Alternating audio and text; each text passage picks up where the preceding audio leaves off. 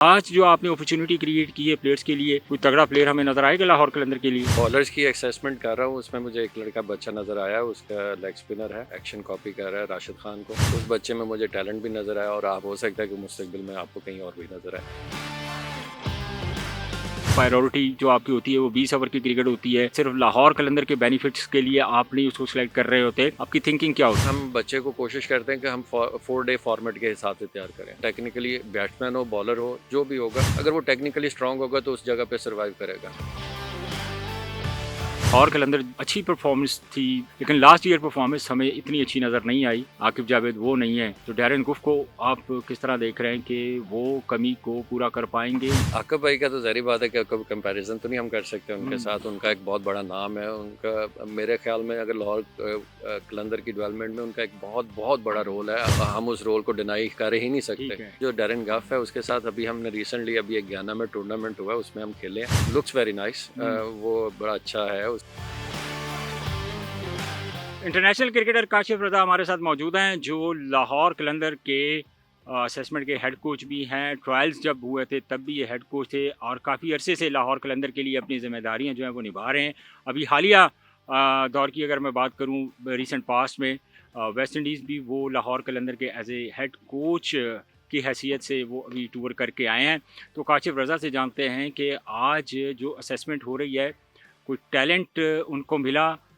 Coaching expert हैं, ज़ाहिर है क्रिकेट, इंटरनेशनल क्रिकेट के लिए में पाकिस्तान की नुमाइंदगी कर चुके हैं, तो मुझसे बेहतर तो वो ऑब्ज़र्व कर ही सकते हैं कि कौन सा लड़का या नया टैलेंट जो लाहौर कलंदर की नुमाइंदगी कर सकता है आने वाले दौर में। काशी मुझे ये बताएं, असेसमेंट और उसके बाद फिर आपको जो आज लड़के जो असेसमेंट के लिए आए थे, तो कोई टैलेंटेड लड़का को, क्योंकि लाहौर कलंदर ग्रास रूट पे तो बहुत काम करता है और काफ़ी अरसे से कर रहा है, जी। तो आज जो आपने अपॉर्चुनिटी क्रिएट की है प्लेयर्स के लिए, कोई तगड़ा प्लेयर हमें नज़र आएगा लाहौर कलंदर के लिए? अभी मैंने जो बॉलर्स की असेसमेंट कर रहा हूँ, उसमें मुझे एक लड़का बच्चा नज़र आया, उसका लेग स्पिनर है। हम्म, उसका एक्शन कॉपी कर रहा है राशिद खान को। जी जी और आज आपको पता है कि मॉडर्न डे क्रिकेट में राशिद ऐसा एक बॉलर है कि वर्ल्ड में नंबर 1 है। जी जी। और उस बच्चे में मुझे टैलेंट भी नज़र आया, और आप मेरा ख्याल उसी का ही मेंशन कर रहे थे कि आपने भी जो देखा है, असेस किया है। तो आजकल असेस करना कोई इतना मुश्किल नहीं है। मेरे से ज़्यादा आम लोग भी कर सकते हैं। हमारा काम होता है कि as a cricket point of view से हम उसकी जो वीकनेस है या उसकी जो स्ट्रेंथ है उसको वो चीज़ बताएं, उसकी वीकनेस बताएं, ताकि उसके ऊपर काम करके तो वो इन फ्यूचर पाकिस्तान को या हमारे लाहौर कलंदर को प्रेजेंट कर सके। तो अभी तक मुझे वो बच्चा नज़र आया, उसमें पोटेंशियल भी नज़र आ रही है, और हो सकता है कि मुस्तकबिल में आपको कहीं और भी नज़र आए। अच्छा काशिफ, मुझे आप ये बताएं कि ज़ाहिर है मॉडर्न डे क्रिकेट की बात होती है, तो लाहौर कलंदर ने जिस अंदाज से, जिस खूबसूरत अंदाज से जो जदीद टेक्नोलॉजी को अडॉप्ट किया है, तो उसका आप किसी भी बच्चे को जो है जज करते हैं, जब ट्रायल्स लेते हैं, तो टेक्नोलॉजी से आप कितनी हेल्प लेते हैं?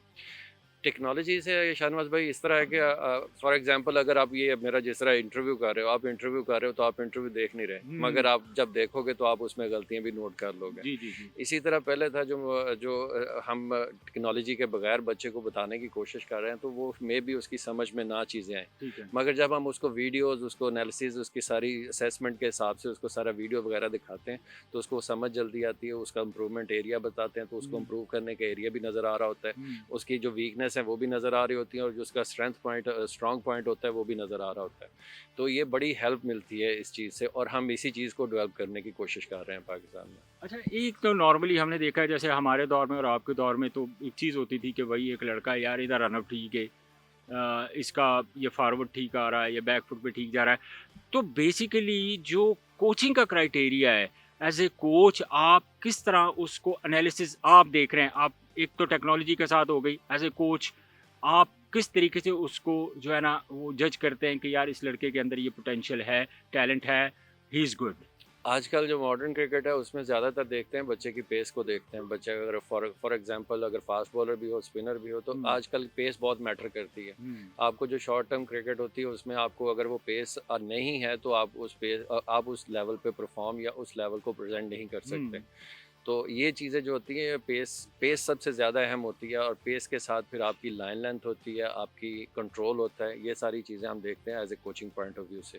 फिर उसकी जो अलाइनमेंट वगैरह होती है हम उसको देखने की कोशिश करते हैं। फिर हम वीडियो एनालिसिस वगैरह, ये तो वीडियो के साथ है, मगर अगर हम वैसे बेसिक जो पॉइंट्स होते हैं वो इन्हीं चीज़ों को फोकस करते हैं कि उसका रन अप स्मूथ है, उसकी बॉलिंग एक्शन ठीक है, उसका जो बॉलिंग आर्म ठीक आ रहा है, जो हम नेकेड आई से देख सकते हैं। हुँ। और उसकी जो मेन चीज़ें हैं वो पेस और उसकी लाइन लेंथ और उसकी जो कंट्रोल है बॉलिंग के ऊपर, वो उन चीज़ों को फोकस करते अच्छा, हैं। 20 ओवर की क्रिकेट को आप ज़हन में रखते हुए किसी भी लड़के की सिलेक्शन को जो है ना वो प्रायोरिटी जो आपकी होती है वो 20 ओवर की क्रिकेट होती है, या ओवरऑल अगर आप देख रहे होते हैं कि सिर्फ लाहौर कलंदर के बेनिफिट्स के लिए आप नहीं उसको सेलेक्ट कर रहे होते, आने वाली बड़ी क्रिकेट के लिए भी आप उसको जज कर रहे होते हैं, आपकी थिंकिंग क्या होती है?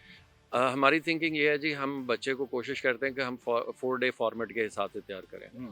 क्योंकि 4 डे फॉर्मेट ऐसा फॉर्मेट है जिसमें आप टेक्निकली बैट्समैन हो, बॉलर हो, जो भी होगा, अगर वो टेक्निकली स्ट्रांग होगा तो उस जगह पे सर्वाइव करेगा। हुँ। अगर वो टेक्निकली स्ट्रांग है तो उसमें टेक्निकली चीज़ें जो होती हैं, जैसे बॉलर है तो उसकी लाइन लेंथ होगी, उसकी कंट्रोल हो गया, उसकी वेरिएशन हो गई।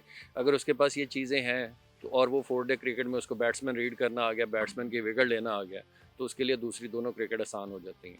अच्छा, overall as a international cricketer आप पाकिस्तान की नुमाइंदगी कर चुके हैं, तो लाहौर कलंदर अच्छी परफॉर्मेंस थी, हमने देखा पिछले 2 साल, लेकिन लास्ट ईयर परफॉर्मेंस हमें इतनी अच्छी नज़र नहीं आई।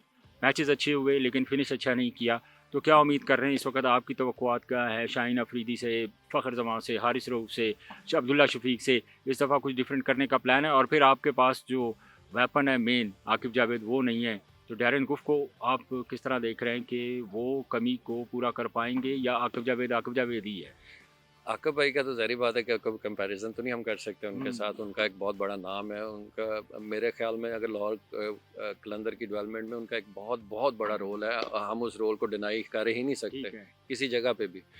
तो उनका जो आप नेमुल बदल कह रहे हैं या रिप्लेसमेंट कह रहे हैं, तो वो इतनी आसानी से नहीं हो सकती। ठीक हाँ, है। बाकी जो डैरेन गफ है उसके साथ अभी हमने रिसेंटली अभी एक गयाना में टूर्नामेंट हुआ है, उसमें हम खेले हैं। जी, जी।